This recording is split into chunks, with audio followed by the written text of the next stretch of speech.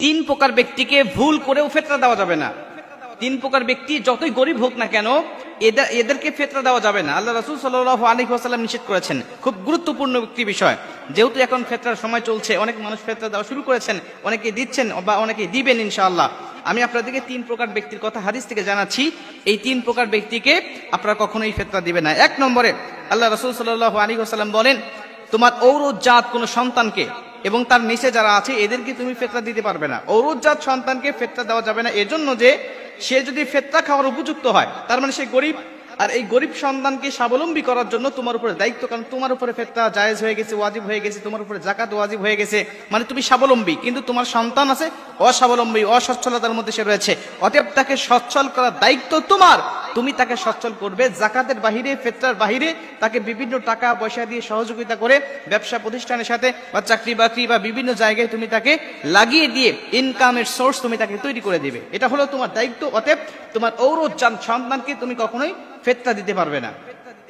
দুই নম্বরে আল্লাহ রাসূল সাল্লাল্লাহু আলাইহি ওয়াসাল্লাম বলেন, তুমি যার ঔরস থেকে জন্ম নিয়েছো, যেমন তোমার পিতা, তুমি যার পেট থেকে জন্ম নিয়েছো, যেমন তোমার মাতা, এবং তার ওয়াইন আলা, এবং যার উপরে, তার উপরে যারা রয়েছে, যেমন তোমার দাদা, তোমার নানা, এদেরকে তুমি ফেতরা দিতে পারবে না। এদেরকে তুমি অনুদান দিয়ে বা অন্যান্য ফেতরার বাহিরে, জাকাতের বাহিরে তুমি টাকা পয়সা দিয়ে তুমি তাকে সহযোগিতা করবে। কেন?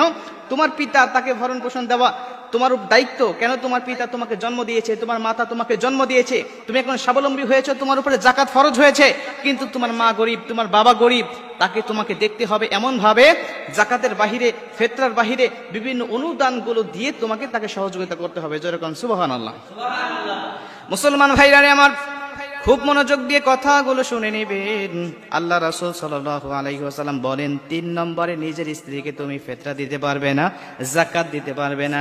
তিন নম্বরে নিজের স্ত্রীকে যাকাত দিতে পারবে না, এজন্য যে তোমার স্ত্রী যদি গরিব হয়, তার মানে তোমার স্ত্রীকে অবশ্যই তোমাকে ভরণ পোষণ দিতে হবে, তাকে খাবার দাবার দিতে হবে, শাড়ি কাপড় দিতে হবে, তার যেটা দরকার সেটা তোমাকে দিতে হবে।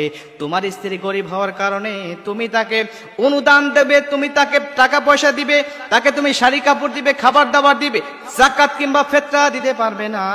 কিন্তু তুমি যদি গরিব হও, তোমার স্ত্রী যদি ধনী হয়, তাহলে স্ত্রী স্বামীকে অনুদান দিতে পারবে। যেরকম সুবহানাল্লাহ। ইসলামের সৌন্দর্যটা দেখেন, ইসলামের সৌন্দর্যটা দেখেন। স্ত্রী যদি ধনী হয়, স্বামী যদি গরিব হয়, তাহলে সেই স্ত্রী স্বামীকে দিতে পারবে। কেন?